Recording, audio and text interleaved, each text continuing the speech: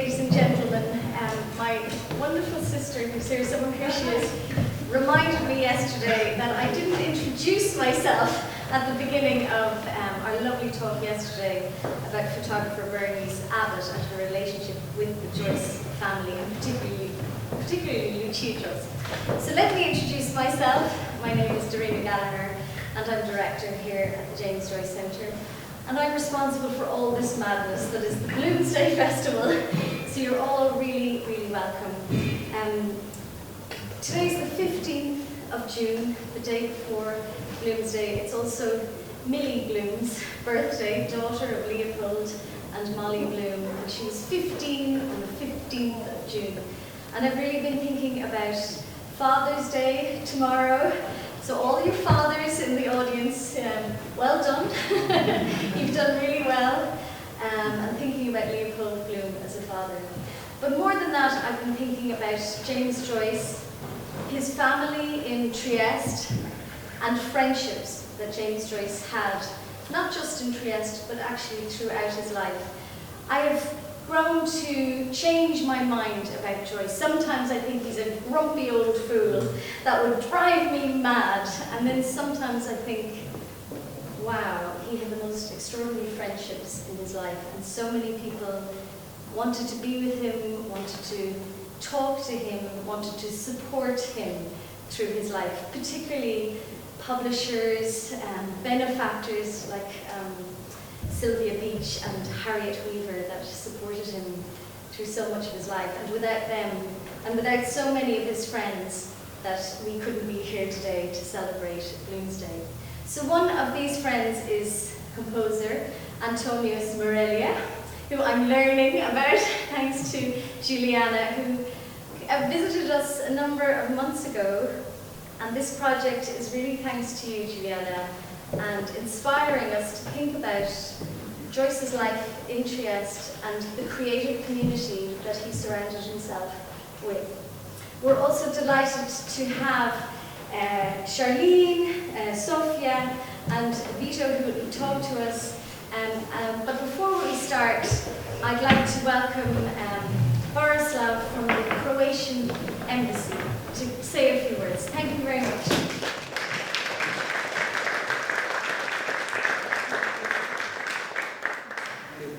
Your Excellency, dear guests, colleagues, ladies and gentlemen, on behalf of Croatian Embassy in Ireland, I would like to thank you for coming tonight. This is a unique occasion to celebrate Croatian and Irish cultural links created by the friendship between Antonio Smareglia and James Joyce. We are very grateful for the opportunity to cooperate with such a prominent institution as the James Joyce Centre for the first time, and we sincerely hope that this will not be the last opportunity to do so. I hope we will explore and find many more cultural links between Croatia and Ireland and celebrate it in the future. In particular, we thank Ms. Licinic and the Smaregliana Association for all the efforts they put into promoting Antonio Smareglia and his brilliant work, which we all will have the opportunity to enjoy tonight. We are grateful for your ambitions and for work tonight's event, and we welcome to the Croatian Embassy. Last but not least, special thanks to our artists, Charlene Faruja-Božac, Sofia Cingula, and Vito Pavletic, without whose Smareglia's work, talent and memory couldn't be brought to life for this occasion. I hope you will enjoy this performance tonight and the small reception of the work. Thank you. Thank you.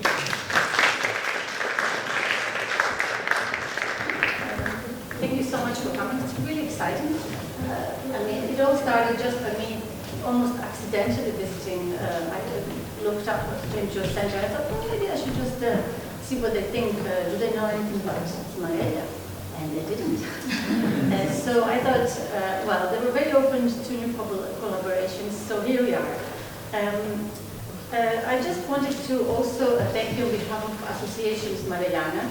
We set it up in 2015 in order to promote the appreciation of this composer.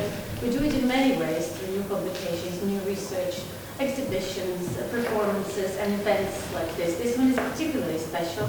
Obviously, it's international, and it does have a special value, and it's also very competitive out there with all these other events distracting us like the football. Just happened next here, I will Google in advance. So we will have this overlap. So thank you for coming.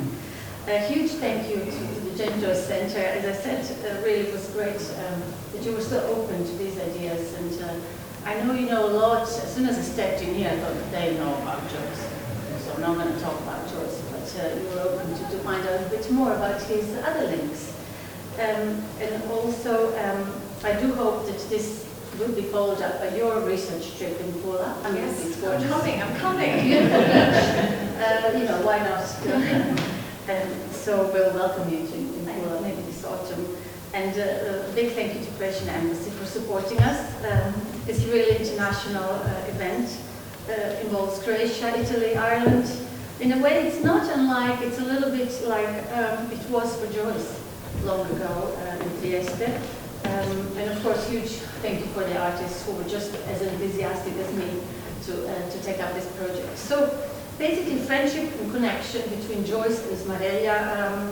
There are many details where we can find stories and documentation. So there are some writings of Joyce where he mentions his composer friend who lived next door.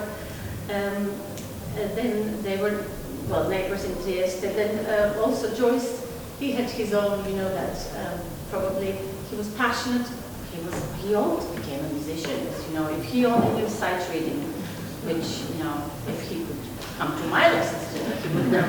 But so he nearly became a composer. He loved music. He took lots of singing lessons, piano lessons, and it was very handy to have a composer next door. In fact, Smareglia's student became Joyce's singing teacher. Smareglia's librettist was one of the first mentors of Joyce when he started writing for Italian newspaper, Silvio Benco. So there's so many direct links, lovely links, that it's nice that the picture is getting more and more complete. So I'm happy that we can play part in that. So who was Antonio Smareglia? Well, he was a composer born in Pula, like lots of other important people. And in 1854, at the time when Istria and Pula were part of the Austro-Hungarian Empire. So his parents were mixed, Italian father and Croatian mother. And they sent him to Graz and Vienna to go to secondary school, as you did in those days. But then he had a change of heart, and he decided to, so he was studying engineering, but then decided, no, my vocation is music, and went to Milan to conservatoire to study composition. So he is best described as one of those, it's called La Giovane Scuola, a generation of composers born in the 1850s, and includes Puccini, for example, everybody knows him, Mascagni, Chile, Franchetti. So they all contributed and created a repertoire of operas at the turn of the century. Smareglia was a little bit maybe the loudest rebel of all there, uncompromising, a bit tricky as a character, but also very creative, very cosmopolitan. Just look at his background. So he had lots of friends. He was performed, but he also made not such good friends, which sometimes blocked some of the performances of his work. So basically, he was performed in cities like Vienna and Trieste and Venice and Milan, even New York at some point. So very established as a composer throughout his life, mainly remembered for operas. He was also very creative and always longed to, he was a very talented orchestrator and instrumentalist, so he wanted to change and enrich opera, and so created basically a little bit unusual operas. And they came to be called Teatro di Poesia, or this poetic theatre, which he created with his librettist Silvio Benco. So this fruitful collaboration led to his probably three best operas, last three, Falena, Ocean, and Abisso, very atmospheric, dreamlike subjects and atmospheres. And they're the kind of operas where music dominates above the drama. So music, at that time, you know, all the arts were affecting one another, and poets longed for music to complete their poetry, and musicians needed words to say more. So they're the kind of works that I'm talking about, Teatro di Poesia. So Oh, there's lots of other things I could say, but basically, just to say that, yes, basically Smareglia enriched the turn of the century Italian opera. And tonight we will hear some of the things that Joyce would have heard. So he heard Nozze Istriane in Trieste, that we know for sure, but it's very likely that he also sang some of his arias and solo songs for piano and voice. And just, they had this social circle. They were going to cafe in Trieste and, you know, talking and, you know, talking about art and music.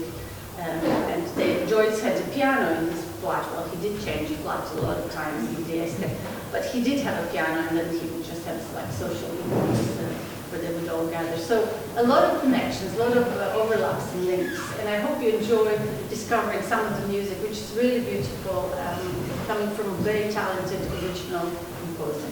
So I think we will start with some music. So we will perform some excerpts from his early works from 1875. So he was just a student at Milan Conservatory, composed some operas, Caccia Lontana, and I think I will let you guys to introduce each of us. Thank you so much.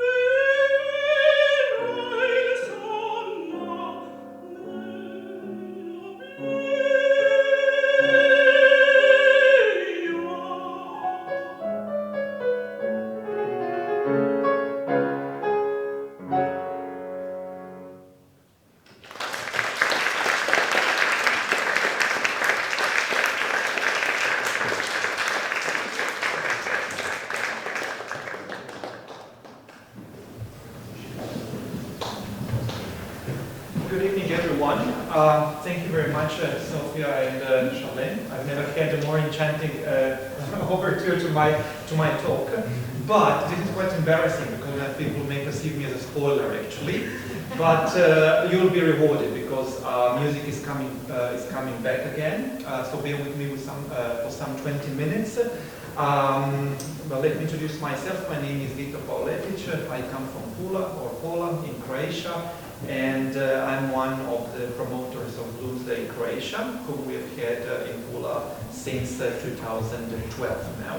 Let me express my gratitude to all the different people who have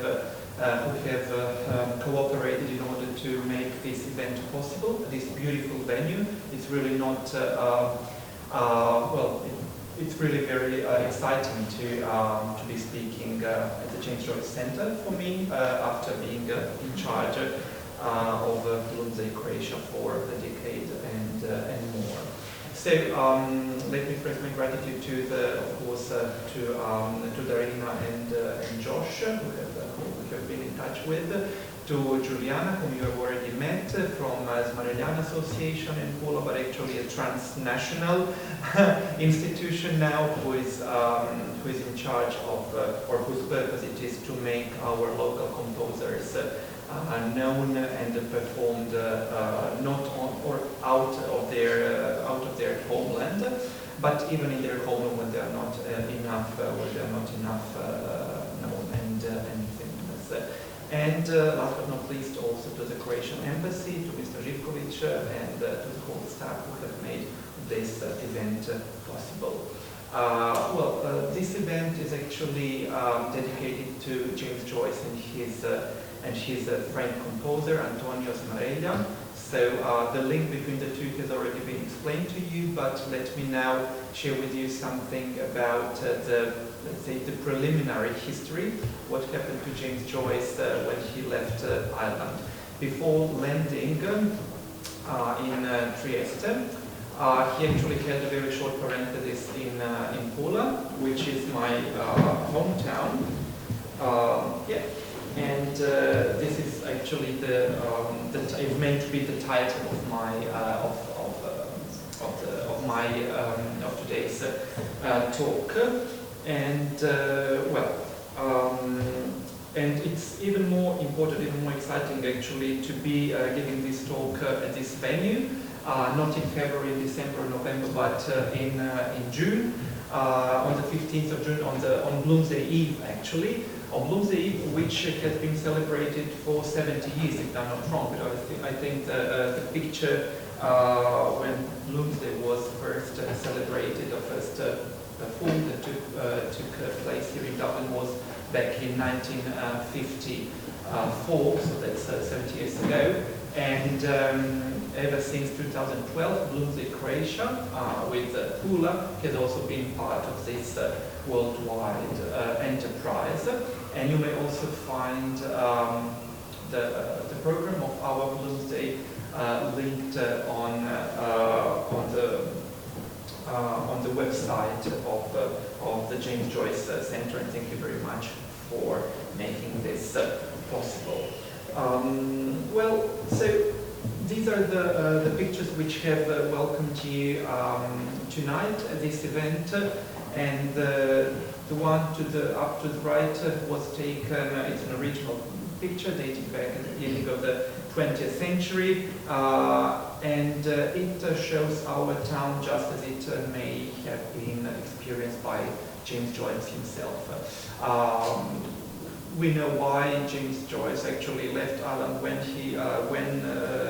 and how he did that, but when he, after crossing Zurich, when he finally ended up in Trieste, the position which he was let's say, looking for and wishing was not available anymore.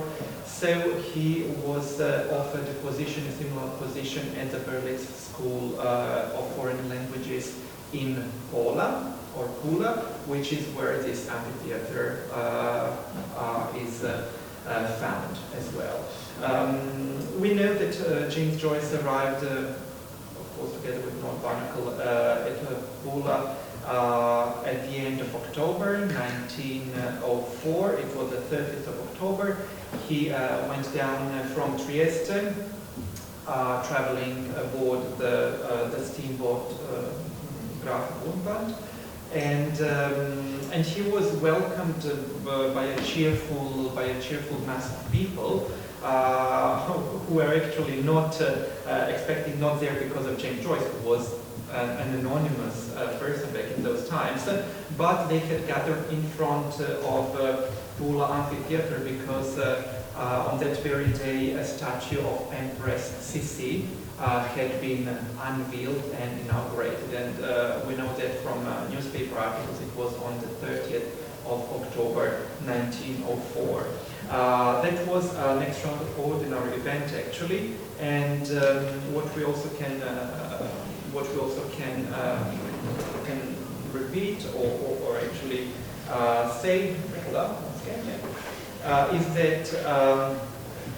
that on that day, actually in the night, the amphitheater was all lit up with torches. So let's say the inauguration of this statue of Empress Sissi had turned out to be a very important event, almost a holiday. I'm sorry that the presentation has disappeared. I don't know why, actually. Maybe someone could help me. Excuse me? Is that a presentation?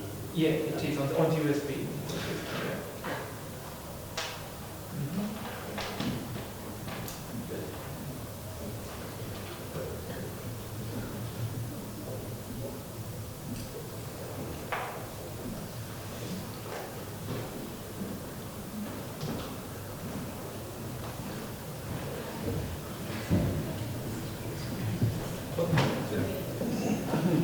Okay, fine.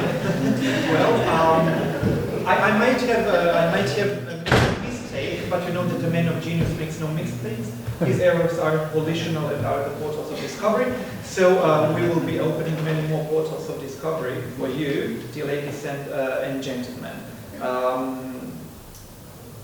Okay. Yes. Well, unfortunately, I cannot sing or dance to make up for the loss of my presentation, because now I can't see it here either, and really need it.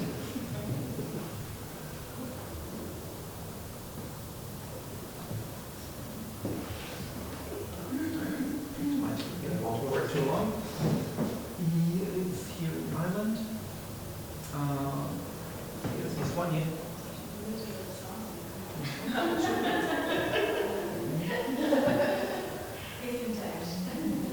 Slideshow.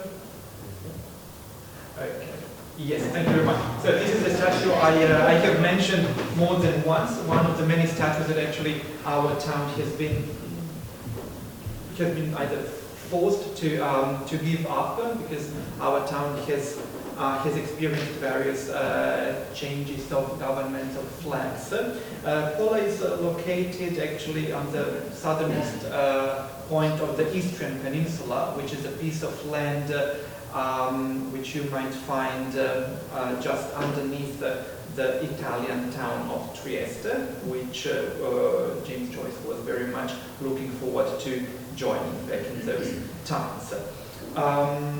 In my talk, I want to very briefly also to have a look at what are the spots that we have dedicated to James Joyce in our town. Trieste, which is a town where actually James Joyce lived for 10 years, from 1905 to 1915, is of course much richer in traces and in knowledge about and in celebrating also James Joyce and his legacy. In an interesting way, what we may stress is that James Joyce's arrival in Pula was even announced in the local newspaper, in one of the very first numbers of that newspaper, Il Giornaletto di Pola. Okay. Back in October 1904. Now, there had been, for a couple of months, there had been the Berlin School of English and other foreign languages. In Poland, foreign languages were actually appreciated and were necessary for the whole Austrian Navy, for the admirals and the officers, because Poland, as a harbor town, was the home of the Austro-Hungarian Navy. It was the main military harbor, and this is where from all major Austrian ships would sail worldwide, so people needed foreign languages. And the English course for that year had been already full with students, and so this, in the newspaper the school announced the arrival of a second teacher of English, who was James Joyce, a Bachelor of Arts, who had freshly, well, not really fresh, but two years earlier, he had graduated from university here in Dublin.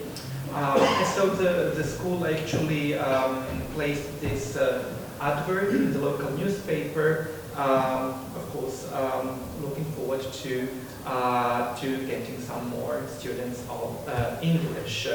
And there is also this memorial inscription at the school, which is downtown in Pula, and it says that in 1904, 1905, James Joyce, the famous Irish author, taught English in this building. Yes. Well, James Joyce actually was not really impressed by Pula. He was rather, let's say, distressed. He didn't like it. That's also why many people. Well, we also have faced some discussions actually, and some attacks by local people telling us off almost because we wanted to celebrate Joyce, someone who had not really had a good impression about of our town, and someone who had left actually bad memories, bad words about Pula. So here is actually one of his letters from New Year's Eve 1904, written to his aunt-in-law, to Josephine Murray. Let me read it out for you. That's after 2 months, so Joyce had arrived in Pula end of October, that's end of December. I'm trying to move on to Italy, so still after being 2 months in Pula, where he was freezing, actually it was freezing cold. We know that, okay, because meteorological measurements and statistical data had already been collected in Pula ever since 1864-65, and we know that that winter was a terribly cold winter. -9 degrees is not really usual, not really frequent to be felt in Pula. Nora and James were renting a very small room with kitchenette, no stove, no heating apparently, so they would have their meals in local cafes and restaurants.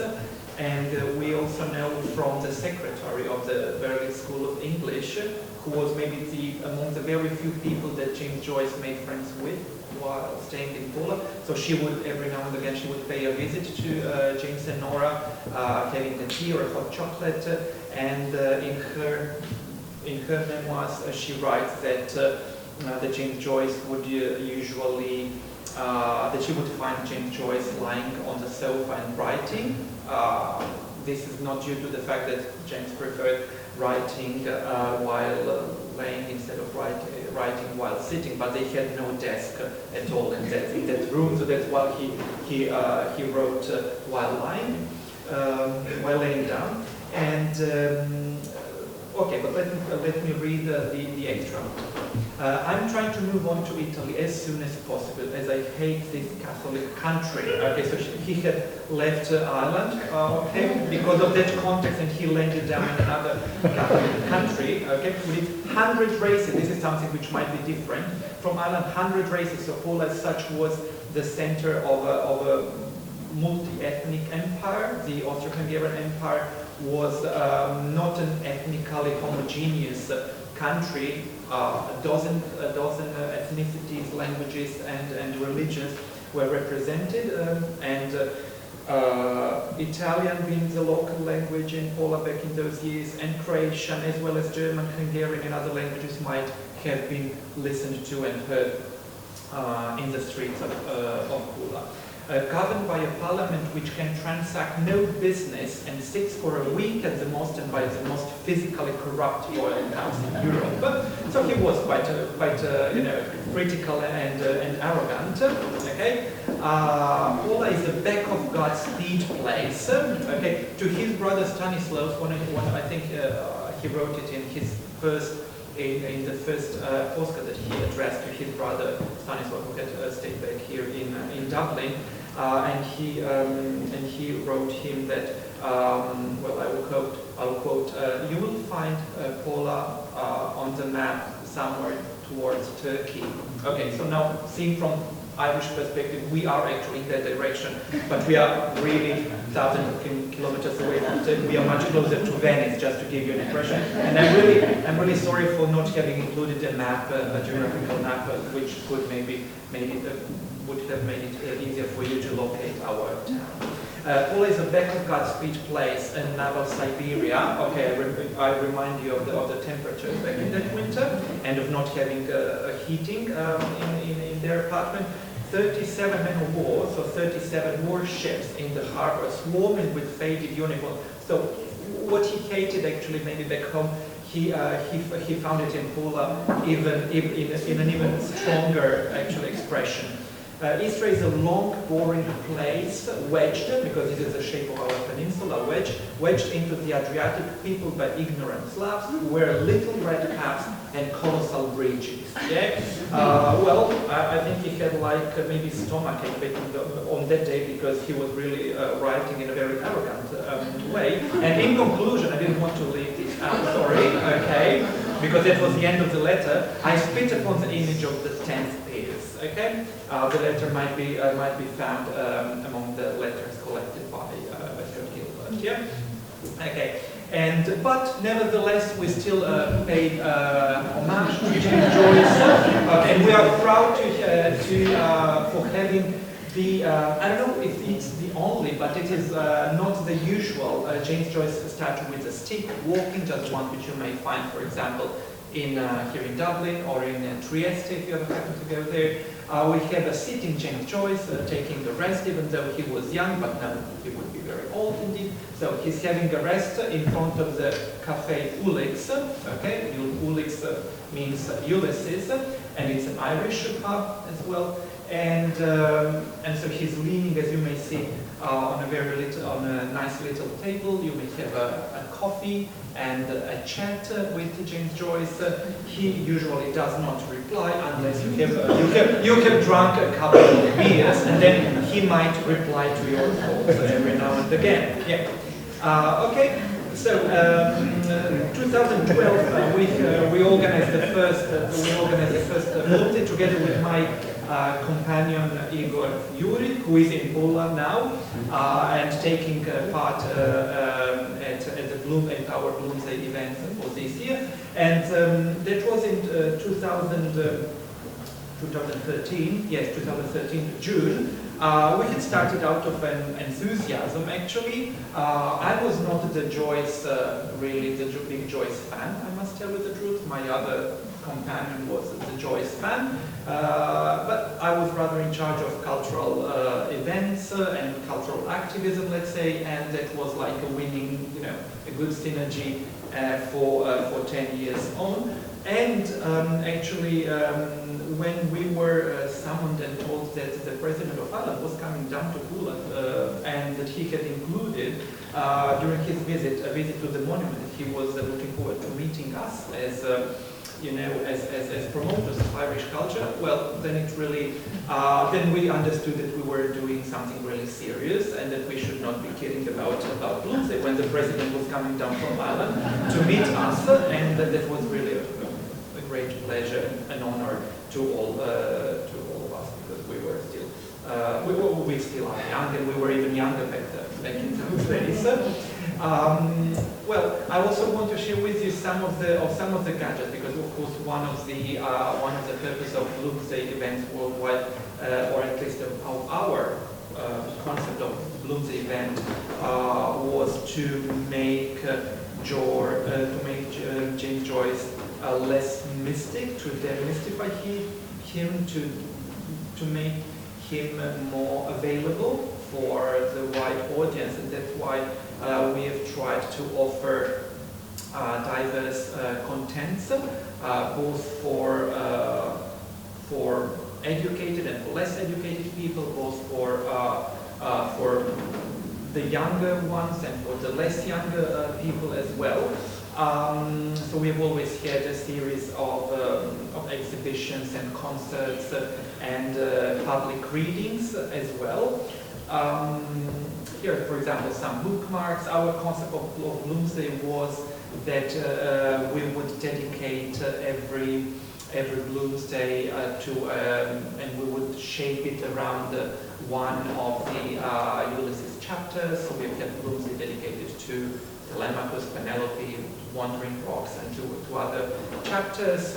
In 2014, upon the 100th anniversary of the Dubliners, we dedicated it to Dubliners, and Dubliners actually contains the story. One of the stories is Clay, which was possibly conceived of or drafted in Pula back in November and December while Joyce was staying in Pula. What we know for sure that was conceived in Pula, that was James Joyce's son George.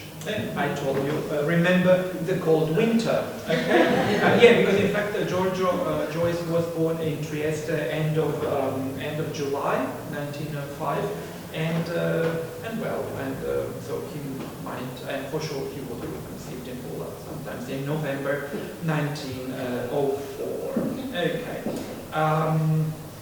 Okay, so here is, for example, an edition of Bloomsday that we dedicated to Lucia Joyce, okay, and to Lucia Joyce and feminist and queer studies, and the motto was "I'm a crossword puzzle, come see me." So it was a Bloomsday full of motions, full of dancing, full of art, because Lucia Joyce herself was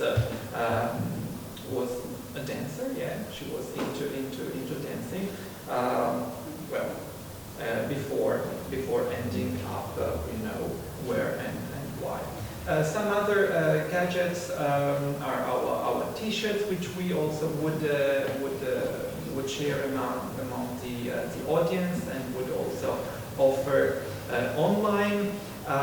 Here, I remember, I'm not that educated, but I remember that was also discovered because one of our T-shirts had exactly that quote about the portals of discovery. Yeah, and Bloomsday Croatia with Marilyn Monroe. That was the one dedicated to Lucia Joyce. Okay, we have also been committed to being part of the larger Bloomsday family in the way that we also succeeded in placing our town, Pula. This is Pula's harbor, the shipyard, okay, with the cranes. And they exist. I mean, cranes exist even nowadays, even if the shipyard industry is not very successful anymore. And in the last 10 years, the cranes have been illuminated.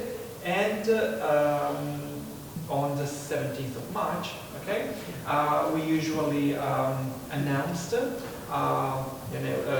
Bloomsday edition, and the cranes would be lit up in green, very much like the Eiffel Tower or other worldwide famous sites. Okay, so we also made it to to mapping Pula on the map of international Bloomsday events. Of course, to attract Bloomsday, just like everywhere else, is an event which actually which makes meet culture and tourism.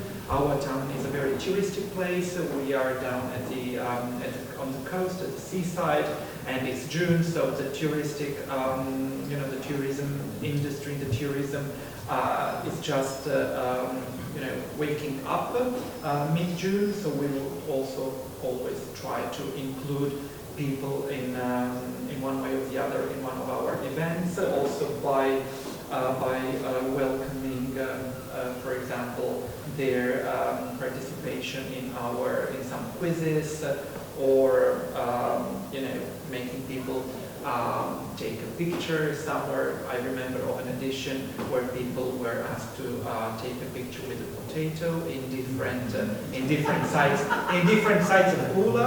Okay, just like Ulysses. Potato, okay? Because our actually, how would we come to realize Bloomsday? It was thanks to the endorsement of the Irish Embassy in Zagreb. When we actually started with Bloomsday Croatia in Pula, 2012, Ireland still had no embassy in Croatia. Okay, so the embassy in Ljubljana, which is in Slovenia, was in charge of Croatia as well. So our first connection were with the Irish Embassy in Ljubljana, and just later Ireland opened an embassy in Zagreb. So on the one hand we had the embassy helping us, and on the other hand, on the other side there was the local tourist board community, and if you want to get money from the tourist board, you have to make something interesting for tourists as well. So nothing too academic, but you have to involve people. Here is the potato, okay, strolling around Pula, okay, and so people were required to take a selfie with Joyce and the potato, and then possibly win a trip to our local national park, Brioni, which is the only spot down around Pula that James Joyce had a good impression of, and that he also writes in a very positive way, because he spent his birthday, 1905, the 2nd of February 1905, they went off for a small excursion to the Brioni Islands, which are beautiful islands, and that's where he tasted some local cheese and wine, and so we usually like saying that he really was fond of our cheese and wine down in Pula, and in one of his posters he wrote also that every little feast is a holiday in this country, and that is a nice quote which could possibly also be used for touristic purposes down to Pula. Okay, our programs have always been quite full if we consider the limited amount of money. Okay, we would get 2,000 euro from the embassy, 2,000 euro from the local tourist board.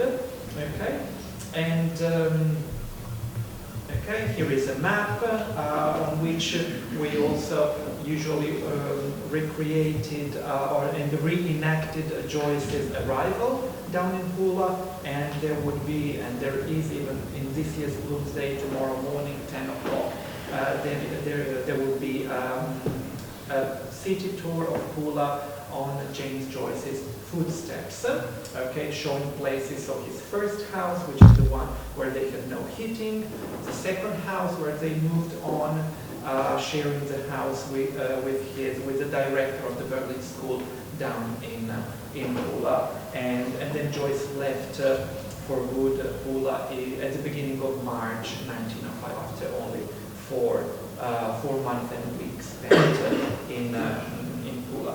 What we succeeded in and what we are proud of, I say wow, my friend and colleague Igor Yuri and I myself, is that after 10 years organizing Bloomsday, we were able to kind of to bequeath the whole event, the whole brand, let's say, let me use this kind of business terminology.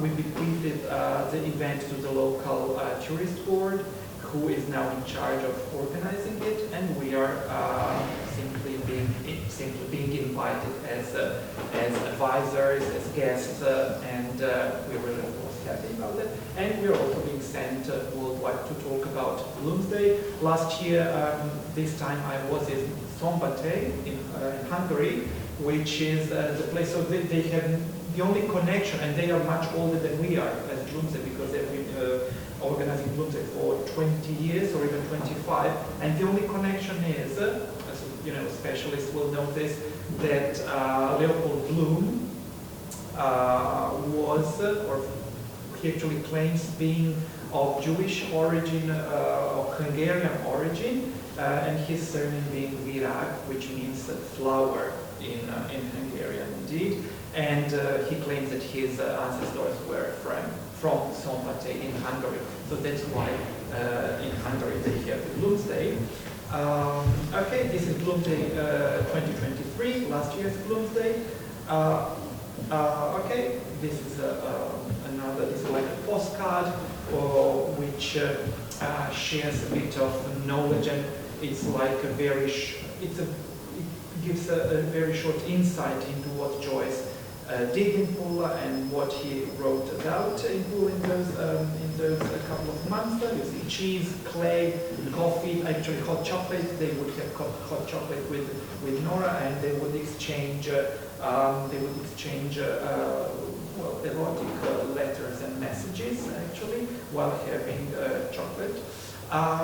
This is this year's visual solution for our Bloomsday, and some other glances from our Bloomsday events. For example, screening movies. We've always had movies as well.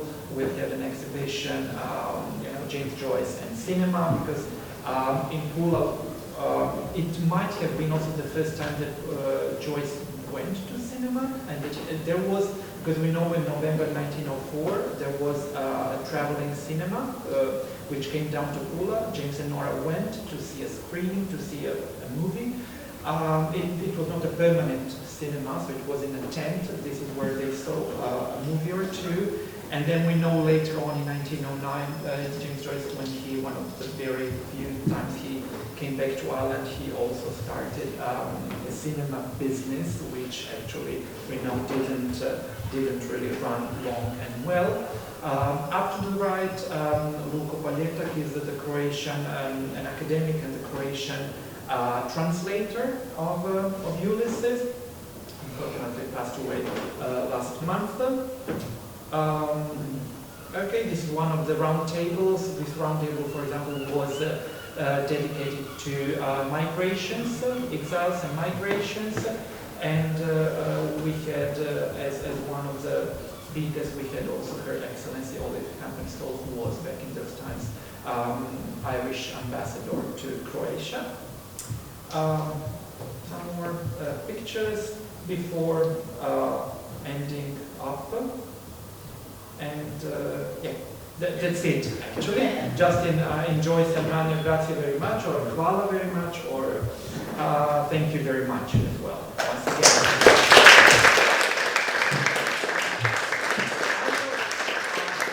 I know you were clapping and you were enthusiastic because some more music is coming. Okay, so relief, you survived me, and we'll look much forward to Charlene and Sophia with some more Smareglia. Stay with us, and let me talk to you later as well, if you wish. Yeah?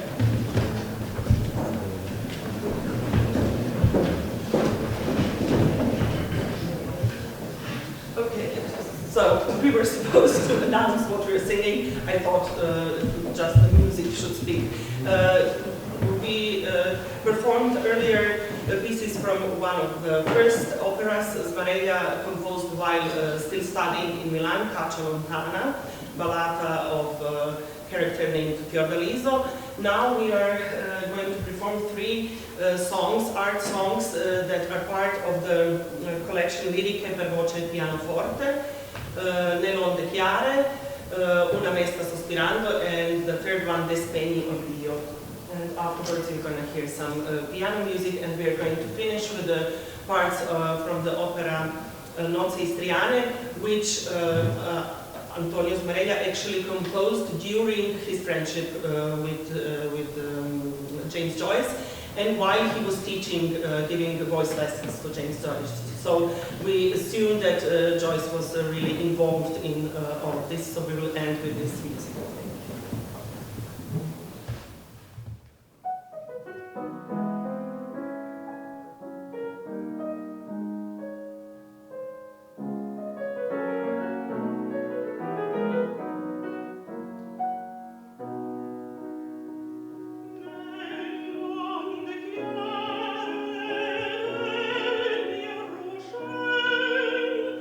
Fis ar lo sguardo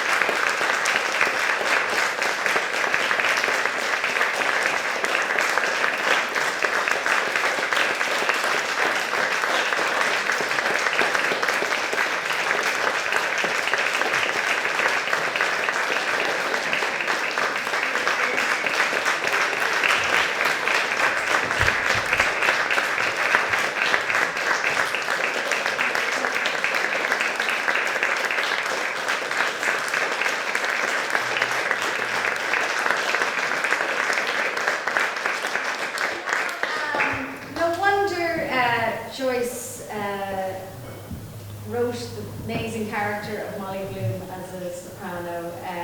Who could he have been inspired by, I wonder? That's glorious music. Thank you so much. I'd like to invite you for a glass of wine if anyone has time. Thank you so much for coming. Have a wonderful Bloomsday, whether you're coming to join us here or wherever you are throughout the city, or indeed wherever you are throughout the world. Celebrating Bloomsday. You're very much committed to that. What I forgot to tell you is that, sorry to it's fine. that Smareglia, I don't know, maybe I haven't told you that Smareglia was born in Pula. Sorry. So that was the missing, if you were missing the link, that was the missing link, yeah. I think that they got that. Oh, I have to go to that. Yeah, it's an actual part. Yeah, we